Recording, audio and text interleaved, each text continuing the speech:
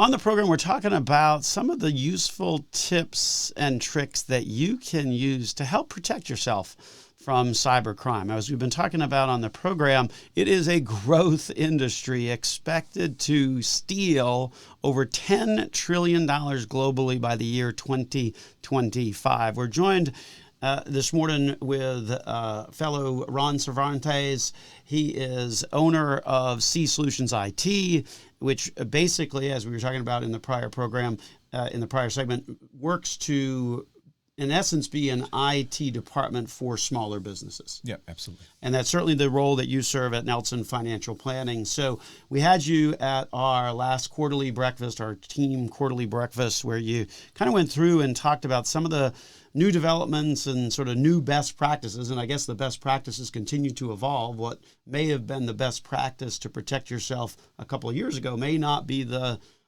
same thing that you want to follow these days. So this segment of the program, we're going to go through kind of a Q&A, if you will, on some of the things that we talked about in that breakfast seminar. So should I be using my real email address when I sign up for a website? Like oftentimes you go to a website, you go to blog post, or you want to register or get a hotel room, I got to, put in my email address. It's okay to do that, right? I should just be doing that. Well, so if you're wanting to have correspondence back and forth on something that's a service that you're going to use, there are some times that we as individuals that we need to input information just to get information back. They want to obtain information. If you don't know that you want to correspond with them in the future, you can definitely either create a temporary email address, not a temporary, but a throwaway account, if you will, like it could just be shopping and some random numbers at gmail.com.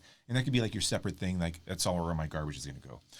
There are also free services out there that you can sign up for a temporary email address that lasts, just a couple hours, where all you need to do is verify that you received the link, and then you can get the information. I mean, if you wanted to get an article, or you just need to sign up for a service, or you just want to find out more things about a service and they want to collect information from you, it's like, I really don't want to give them my stuff and get sales calls. You can just use a temporary email address. And you want to think about that, but it's really easy to just go get another email address, Gmail or Absolutely. iCloud or whatever the case may be.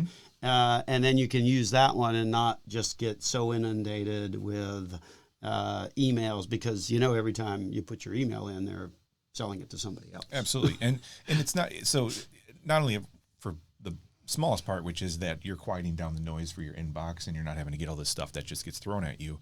But again, trying not to have your email out there on these lists. Like you said, they may sell it, they may not, and they may say they won't sell it and that they probably won't. But then if there is some sort of a breach, then it's out there anyways. Right. Well, and that goes to protecting your information. Obviously, whenever you sign up for things, you'll have to put in your date of birth. You talked a little bit about that, about how that's probably a bad idea to sort of do that, to put in your real information when you're signing up for like Facebook or something like that. Absolutely. Facebook is it sometimes it divides us, sometimes it keeps us together, right? And it'll notify people that when your birthday is, you'll get notified when their birthday is. But if you do have your birthday on Facebook, that's okay. Maybe you don't want to, but 100% please do not put your year of your birth date on there. So you just put like May 27th, but not not. And you have the option to leave thing. that blank. Yeah. Yeah. So as a side note, I do, my real birthday is not out there. Good. Well, only because I didn't know what I was doing when I first set up a Facebook account, because I don't really, personally, I'm not on Facebook, but in order to have a business account on Facebook, it has to be connected to an individual. So when I did that, I was really solely looking to set up the Facebook page for Nelson Financial Planning, but it needed an individual. So it kind of got morphed, and so I used the incorporation date, the date that we started, as the date, because that was what I wanted with the Nelson Financial Planning page, and somewhere, somehow, it connected that it was my birthday. So The good news is I'm like 14 years Yeah, I younger. was just gonna- I'm you were gonna 14 say thank years you, yeah. younger on Facebook than I am in real life. So I like that. But so I got lucky on that one only by not really understanding what it was that I was doing. But to that end, one of the things that you said in the presentation was, you get all these security questions. Don't answer them truthfully. Yeah. Yeah, you do not have to do that. And I recommend you don't. Find a system that works for you. If you get asked these questions about your mother's maiden name, where you were born, all these different questions that someone could actually look up about you and find out, find a system that works for you. And your mother's maiden name could just be Purple, and you come up with that's what that system is. And you translate that to our social media behavior. If you ever think about, you mentioned Facebook, where people would post, it could be completely benign questions, but it could be like, hey, well, my first car was this, what was yours? And then you have all these people making comments about what their first car was, not realizing that is a common first security question that people would put out there. And so, again, we love to engage, we love to share on Facebook, but consider what you're actually engaging with, and that could be something where they're just trying to collect security questions. It could be someone that's just asking a completely harmless question. But think about what you're answering there and what you're exposing yourself to. Well, and that is interesting because so often you do have those security questions. And I think basic human nature is you think that there is, you want to be honest and you think there's some trust, if you will, built up. But the reality is you have to assume that there is zero trust when it comes down to that. Yeah, absolutely. And what struck me is that you're right. You don't have to answer your mother's maiden name question accurately, as long as you can, of course, remember. If you go this path of answering them with fake answers, you just got to remember what your fake answers are. Yes, that would certainly be. If we got case. flashed with the Men in Black laser thing, we'd be in trouble. Yes.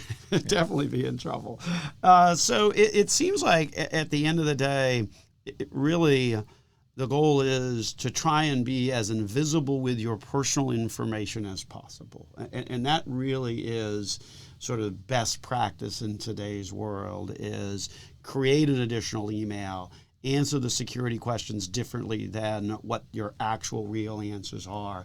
Those kinds of things, certainly important. So let's talk a little bit about sort of passwords, because that's always a big struggle for people trying to remember passwords and ultimately trying to change them on a regular basis. So the typical password where you would say it's 8 characters, uppercase, a letter, and a symbol, those kinds of things.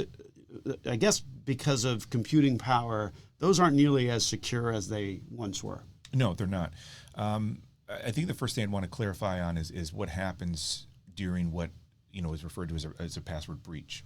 Typically, when that happens, if you get notified that your password or your account was involved in a breach, is that your password is not immediately exposed. It is a hashed, encoded form of text, and so you use computing power. They'll run a dictionary run on it, so never use anything that is a word that exists in a dictionary as a password. But they'll run a combination of things. They'll also have a list of passwords that they have uncovered previously, right? So they'll use that list, dictionary list, and then they'll run computing power to figure out the probability of what the password is, of what it is. So used to be 8 characters, used to be 10, used to be 12, 14, 16, around that area. And the computing power has, because you've got a slide that you showed. I mean, the computing power has just changed so dramatically. Yes, yeah. In the sense, again, it was like 8 characters. You could break it in, like 20 years, something like that, about 3-4 years ago, and now you could do that in just a couple seconds. You know, so it changes that all of that, and that the computing power is going to be continuously increasing in the speed. So that changes kind of what you would typically want to do in terms of passwords and those sorts of things. Absolutely. So we'll continue this conversation. We're going to take a break. When we return here on Dollars and Cents with Joel Garris of Nelson Financial Planning, Ron Savarnes of C Solutions IT, coming up on this next segment here on Dollars and Cents.